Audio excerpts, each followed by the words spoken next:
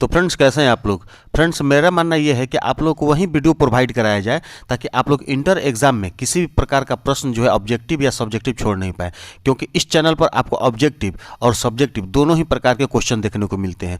और ये ज्योग्राफी का चौथा वीडियो है आप लोगों के लिए, जो कि आपके आने वाले इंटर एग्जाम के लिए बिल्कुल ही इंपॉर्टेंट है। इसलिए वीडियो को शुरू से लेकर अंत तक देखिएगा ताकि एक भी प्रश्न आप मिस नहीं कर सके। तो चलिए फ्रेंड्स इस वीडियो को हम शुरू करते हैं, लेकिन उससे पहले फ्रेंड्स वीडियो को आप एक लाइक जरूर कर देंगे और साथ ही अगर चैनल पर नए हैं तो वीडियो और ज़्यादा पाने के लिए आप चैनल को सब्सक्राइब करके बेल आइकन को प्रेस कर दीजिएगा ताकि किसी भी वीडियो का अपडेट यानी कि नोटिफिकेशन आपको मिल सके। तो चलिए फ्रेंड्स इस वीडियो को हम शुरू करते हैं। तो पहला सवाल ये है कि लोगों के परिवर्धन की प्रक्रिया और जन कल्याण के स्तर को ऊंचा उठाना क्या कहलाता है। सवाल को समझिएगा कि लोगों के परिवर्धन की प्रक्रिया और जन कल्याण के स्तर को ऊंचा उठाना क्या कहलाता है। इसका सही जवाब होगा ऑप्शन ए मानव विकास। सवाल नंबर 2 है कि संपूर्ण भारत में यानी कि पूरे भारत में गांवों के बीच की औसत दूरी कितनी है। इसका सही जवाब होगा ऑप्शन ए 2.52 किलोमीटर। क्लियर है। सवाल नंबर 3 है कि सामान्य आकार के घरों के समूह को क्या कहते हैं, यानी कि एक ही तरह के बहुत सारा मकान अगर एक जगह पे बना हुआ है तो उन घरों के समूह को क्या कहते हैं। तो इसका सही जवाब होगा ऑप्शन ए बस्ती। सवाल नंबर 4 है कि मानव भूगोल भौतिक दशाओं तथा भौतिक पर्यावरण के साथ मानव की अनुक्रियाओं से संबंधित है। ये विचार किस भूगोलवेता ने व्यक्त किए थे। तो इसका सही जवाब होगा option B Ellsworth Huntington. Clear है। सवाल नंबर 5 है कि भूगोल की 2 मुख्य शाखाएं कौन सी हैं। भूगोल की 2 मुख्य शाखाएं कौन सी हैं। इसका सही जवाब होगा ऑप्शन ए क्रमबद्ध भूगोल और प्रादेशिक भूगोल। याद रखिएगा। सवाल नंबर 6 है कि संयुक्त राज्य अमेरिका विश्व का तीसरा सर्वाधिक जनसंख्या वाला देश है, साथ ही यह क्षेत्रफल की दृष्टि से भी तीसरा बड़ा देश है। इसकी जनसंख्या घनत्व कितनी है। तो इसका जो सही जवाब होगा ऑप्शन सी होगा 28 व्यक्ति प्रति वर्ग किलोमीटर। क्लियर है। सवाल नंबर 7 देखेंगे। भारत में सुदूर वनों में एकाकी झोपड़ी या कुछ झोपड़ियों के समूह में पाई जाने वाली बस्तियों को क्या कहते हैं। इसका सही जवाब होगा ऑप्शन सी परिक्षिप्त बस्तियां। सवाल नंबर 8 है कि भारतीय कृषि अधिकतर किस पर निर्भर करती है, यानी कि हमारे यहाँ का जो कृषि होता है, जो खेती होता है, वह ज़्यादातर किस पर निर्भर करता है। ऑप्शन है ए तापमान, बी वर्षा, सी मिट्टी और डी उद्योग। इसका सही जवाब होगा ऑप्शन बी वर्षा, यानी कि भारत की जो कृषि है, खेती है, हमारे यहाँ का ज़्यादातर निर्भर हम लोग वर्षा पे रहते हैं, इसलिए ऑप्शन बी ऑप्शन बिल्कुल सही है, वर्षा होगा। सवाल नंबर 9 है कि वर्षा ऋतु के पश्चात यानी कि वर्षा ऋतु के बाद शीतकाल में बोई जाने वाली फसलों को क्या कहते हैं। यानी कि वर्षा ऋतु जब खत्म होता है तो शीत ऋतु प्रारंभ होता है, शीतकाल यानी कि जाड़े का मौसम शुरू होता है। तो इस मौसम में कौन सी फसल बोई जाती है। इसका सही जवाब होगा ऑप्शन ए रबी फसल। क्लियर है। चलिए सवाल नंबर हम 10 देखते हैं। सवाल नंबर 10 है कि प्रौद्योगिकी ने अमेरिका के कौन से आधुनिक नगरों में कृत्रिम पर्यावरण को जन्म दिया। इसका सही जवाब होगा ऑप्शन डी होगा सभी नगरों में, यानी कि Los Angeles, San Diego, California. Option D बिल्कुल सही है, सभी नगरों में। चलिए सवाल नंबर 11 देखते हैं। पिरामिड का चौड़ा आधार तथा तेजी से पतला होता शीर्ष संकेत करता है, यानी किस चीज़ का संकेत करता है कि पिरामिड का चौड़ा अगर आधार है तथा तेजी से पतला होता शीर्ष यानी कि ऊपर का भाग है तो क्या संकेत है। इसका सही जवाब होगा ऑप्शन ए बढ़ती जन्म दर तथा उच्च मृत्यु दर। क्लियर है। चलिए हम सवाल नंबर 12 देखते हैं। 12 नंबर सवाल है कि प्रौढ़ आयु वर्ग से तात्पर्य है। प्रौढ़ आयु वर्ग से क्या तात्पर्य है। इसका सही जवाब होगा ऑप्शन ए 15 से 59 वर्ष।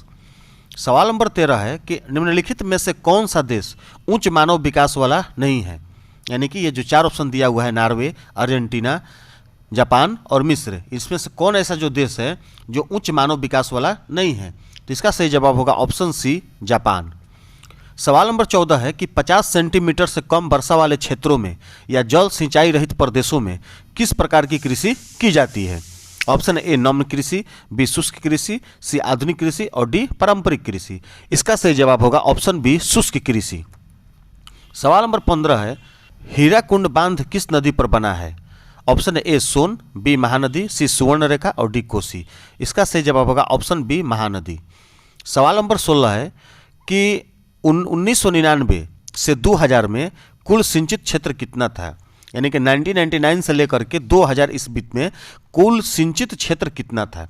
इसका सही जवाब होगा ऑप्शन सी 8.47 करोड़। सवाल नंबर 17 है कि निम्न कृषि के प्रकारों में से कौन सा प्रकार कर्तन दहन कृषि का प्रकार है। इसका सही जवाब होगा ऑप्शन बी, आदिकालीन निर्वाहक कृषि। क्लियर है। चलिए सवाल नंबर हम 18 जानते हैं। 18 है कि निम्न में से कौन सी एकल कृषि नहीं है। निम्न में से कौन सी एकल कृषि नहीं है। इसका सही जवाब होगा ऑप्शन ए, डेयरी कृषि। सवाल नंबर 19 है कि लिग्नाइट या भूरे कोयले में कार्बन का अंश कितने प्रतिशत होता है। इसका सही जवाब होगा ऑप्शन बी, 45 से 70%। क्लियर है। सवाल नंबर 20 है कि भारत की सर्वाधिक उपयोग योग्य जल क्षमता वाली नदी है कौन है। ऑप्शन सी सही होगा, गंगा नदी। यानी कि भारत की सर्वाधिक उपयोग योग्य जल क्षमता वाली जो नदी है वो है गंगा। सवाल नंबर 21 है कि किस धातु का प्रयोग बिजली के तारे आदि बनाने में किया जाता है। लोहा, अभ्रक, जिंक, तांबा। क्लियर सी बात है, अगर आपके घरों में जो तार यानी कि वायर जो प्रयोग होता है, आप उसको अगर ऊपर का परत हटा करके देखिएगा प्लास्टिक का तो तांबा रहता है। तो ऑप्शन डी बिल्कुल सही है, तांबा होगा। क्लियर है। चलिए हम सवाल नंबर 22 देखते हैं। उड़ीसा के मयूरभंज, क्योंझर तथा बुनाई क्षेत्र में कौन सी धातु मिलती है। ऑप्शन ए तांबा, बी मैग्नीज, सी लोहा, डी अभ्रक। इसका सही जवाब होगा ऑप्शन सी, लोहा। चलिए सवाल नंबर 23 देखते हैं। सवाल नंबर 23 है कि भारत तथा चीन में कपड़े, खिलौने, फर्नीचर, खाद्य तेल तथा चमड़े का उत्पादन होता है, यानी कितने पैमाने पर उत्पादन होता है। इसका सही जवाब होगा ऑप्शन ए, छोटे पैमाने के उद्योग में। सवाल नंबर 24 है कि जिन उद्योगों में वनों से प्राप्त उत्पादों का कच्चे माल के रूप में प्रयोग किया जाता है उन्हें कहते हैं, यानी क्या कहते हैं। इसका सही जवाब होगा ऑप्शन ए, वन आधारित उद्योग। सवाल नंबर 25 है कि विनिर्माण का शाब्दिक अर्थ है, यानी कि विनिर्माण का शाब्दिक अर्थ क्या है। इसका सही जवाब होगा ऑप्शन सी, ए और बी दोनों, यानी कि हाथ से बनाना और मशीनों से बनाना, दोनों ऑप्शन सही है। विनिर्माण का शाब्दिक अर्थ है हाथ से बनाना और मशीन से बनाना। चलिए सवाल नंबर 26 देखते हैं। सवाल नंबर 26 है कि निम्नलिखित में कौन सा देश इंटरनेट से अच्छी तरह जुड़े हुए हैं। ये भूगोल का हम पहला सेट में भी प्रश्न आया था, तो इसको हम बताए थे आप लोगों को कि कनाडा और ऑस्ट्रेलिया जो दो ऐसा देश है जो कि इंटरनेट से अच्छी तरह से जुड़ा हुआ है। ऑप्शन ए बिल्कुल सही है। सवाल नंबर 27 है कि सन 1875 में कच्चा लोहा बनाने का कारखाना कहाँ खोला गया। इसका सही जवाब होगा ऑप्शन ए, कुल्टी। सवाल नंबर 28 है कि कागज का प्रमुख उत्पादक राज्य कौन सा है। कागज का प्रमुख उत्पादक राज्य कौन सा है। इसका सही जवाब होगा ऑप्शन है, पश्चिम बंगाल।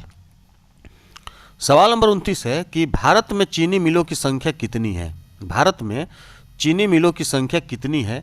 इसका सही जवाब होगा ऑप्शन होगा आपको डी, 506। यानी कि भारत में चीनी मिलों की कुल संख्या कितनी है, तो 506 है।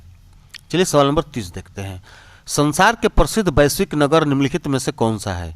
संसार के प्रसिद्ध वैश्विक नगर कौन सा है। इसका सही जवाब होगा ऑप्शन सी, लंदन, न्यूयॉर्क और टोक्यो। सवाल नंबर 31 है कि एशिया, अफ्रीका तथा दक्षिण अमेरिका के अधिकतर लोग इंटरनेट का क्या करते हैं। ये भी आप लोगों को फर्स्ट सेट में मिला था भूगोल का क्वेश्चन। इसका सही जवाब होगा ऑप्शन बी, बहुत कम या बिल्कुल उपयोग नहीं करते हैं। क्लियर है। सवाल नंबर 32 है कि भारत में रेल मार्ग की कुल लंबाई कितनी है। इसका सही जवाब होगा ऑप्शन ए, 63,000 किलोमीटर। एक बात आप ध्यान दीजिएगा फ्रेंड्स कि भारत में रेल मार्ग की लंबाई कितनी है, ये प्रश्न बहुत पहले का है, इसलिए 63,000 किलोमीटर हो सकता है। लेकिन अभी जब करंट समय में चल रहा है तो उसमें 65,000 से भी ऊपर हो सकता है। इस बात को आप याद रखिएगा, क्योंकि ये करंट पेपर का क्वेश्चन है, इसलिए आप इसको लगभग लेकर के चलेंगे। सवाल नंबर 33 है कि एक स्थान से दूसरे स्थान तक वस्तुओं और यात्रियों का लाना ले जाना क्या कहलाता है। इसका सही जवाब होगा ऑप्शन ए, परिवहन। सवाल नंबर 34 है कि Tata iron and steel company कहाँ पर स्थित है। इसका सही जवाब होगा ऑप्शन सी, जमशेदपुर। सवाल नंबर 35 है कि टाटा और बिरला ने मुंबई योजना कब बनाई। इसका सही जवाब होगा 1944। ऑप्शन ए बिल्कुल सही है। सवाल नंबर 36 है कि एम विश्वेश्वरैया ने 10 वर्षों की योजना कब प्रकाशित की। इसका सही जवाब होगा ऑप्शन बी, 1936 में।